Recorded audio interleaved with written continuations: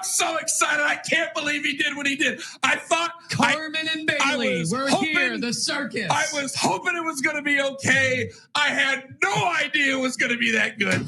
I am busting. I am so excited.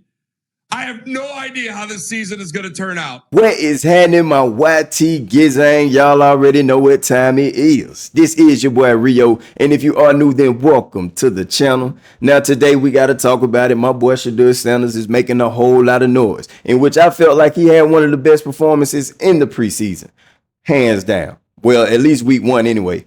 But like I said, man, it's a whole lot of hype going on. People still talking about how good he played in that game last Friday, in which some people are so hyped up about my boy. Shedeur Sanders got the whole Pat McAfee show throwing the wrist up at the end of the video. And we're going to talk all about that, man. But before we get into that video, make sure you guys like and subscribe to this channel. We're trying to get to 2.8K. So if you guys can help me out with that, I would gladly appreciate it. And make sure y'all get down in them comments below and let me know how y'all feeling about this whole situation. Now, we finna go ahead and take a look at my boy Dan Orlovsky, because he was over there talking about Shedeur Sanders and praising him on the Pat McAfee show.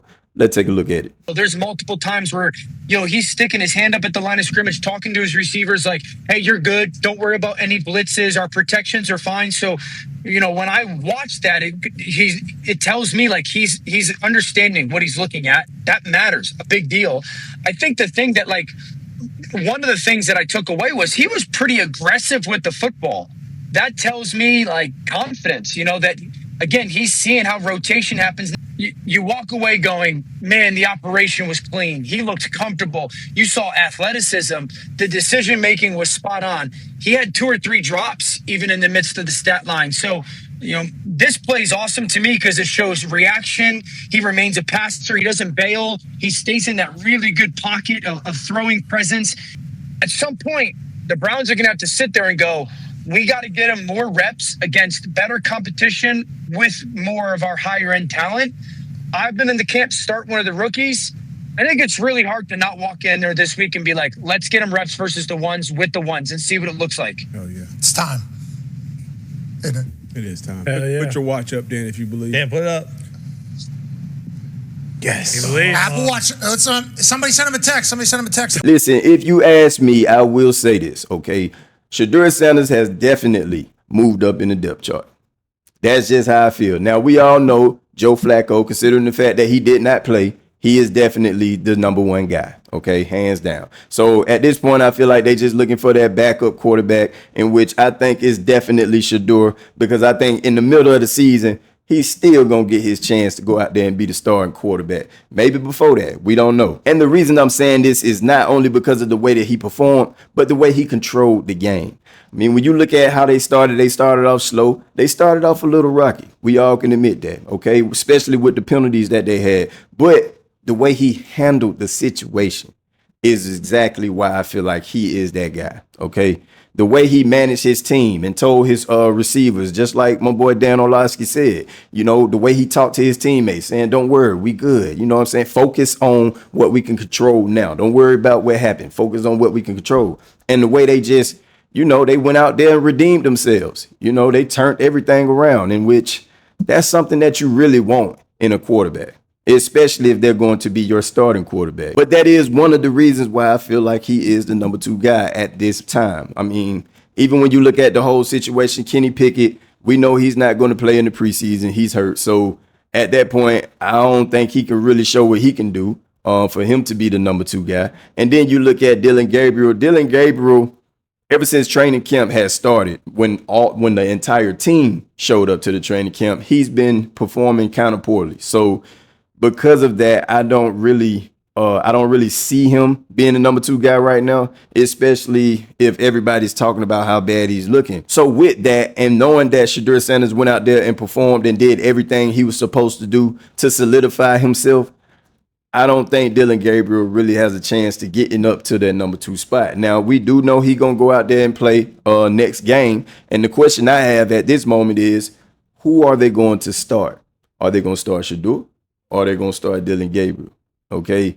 And to be honest with you, if they start Dillon Gabriel, that means that they're going to have to cut back on Shedeur Sanders' reps, especially when it comes to practice. You know what I'm saying? And that's a question that I really want to ask y'all. Like, what do y'all think? Do y'all think they're going to cut Shedeur time back when it comes to the preseason game or whatever? Or who y'all think is going to actually start? I do know that this question is raising concern to certain people.